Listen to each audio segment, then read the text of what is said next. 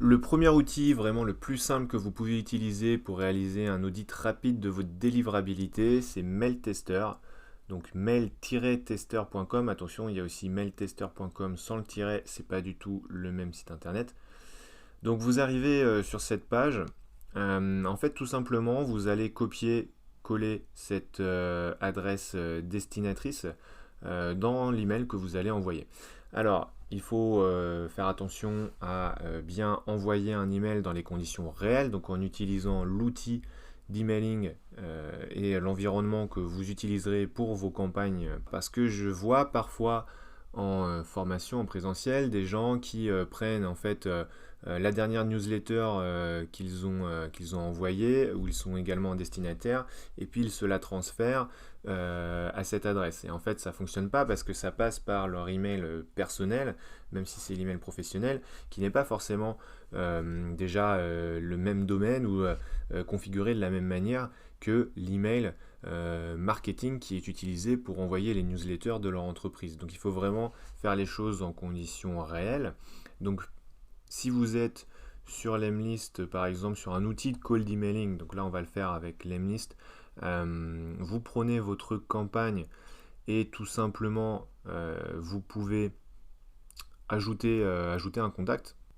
Donc dans les leads, vous allez juste rajouter l'adresse destinatrice qu'on vient de vous proposer. Ok.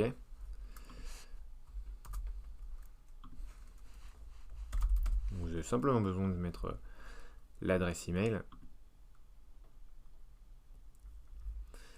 Donc vous voyez que ça l'envoie dans Review.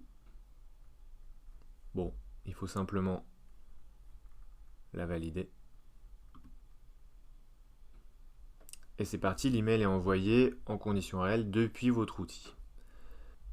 Sur Mailchimp, c'est la même idée. Vous avez votre campagne qui est prête à être envoyée. Vous allez sur l'interface d'édition, vous utilisez Preview Send Test Email et vous renseignez, voilà, tout simplement donc l'adresse destinatrice qui est fournie par mailtester.com et vous envoyez.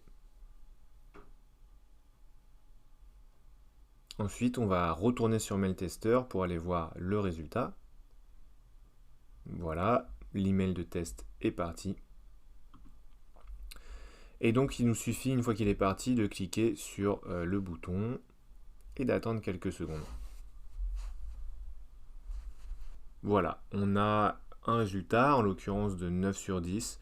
D'où viennent les problèmes? Vous voyez qu'on est pénalisé par un moins 0,5 facilement évitable parce que il nous a trouvé un lien brisé, hein, donc simplement un lien qui va arriver sur une erreur 404, vous savez, sur le navigateur internet. Donc ça, en termes de délivrabilité, on n'aime pas, c'est facile à éviter, il faut juste envoyer ce lien, enlever ce lien. Et puis on a aussi un moins 0,5. Pourquoi? Parce que voilà, il n'aime pas le fait qu'on ait une image sans attribut alt. Vous savez, les attributs alt permettent d'afficher une petite légende, une petite explication textuelle si jamais l'image ne s'affiche pas sur le navigateur de votre destinataire. Et donc ça, vous pouvez également le faire dans l'outil d'emailing en cliquant sur l'image et en ajoutant des options. Voilà, à part ça, donc ça c'est deux erreurs vraiment facilement maîtrisables.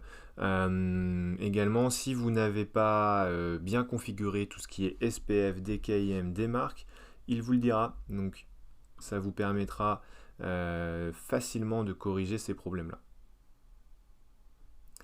Vous voyez qu'il nous dit que SPF est bien configuré, la signature DKIM est valide, et par contre il ne nous pénalise pas tellement, mais il nous met une alerte sur démarque, et visiblement avec cet expéditeur nous n'avons pas d'enregistrement démarque.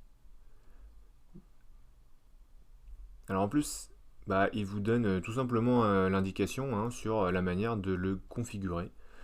C'est assez facile, donc il vous dit voilà, qu'il faut aller dans les paramètres DNS de votre hébergeur, comme pour tous ces signatures, ces configurations. Vous ajoutez une entrée texte.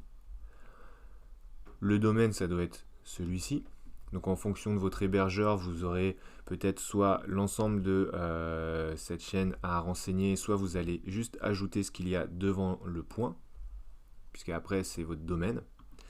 Et puis dans la valeur, il vous suffira de copier-coller en fait ce texte, et normalement cela va fonctionner.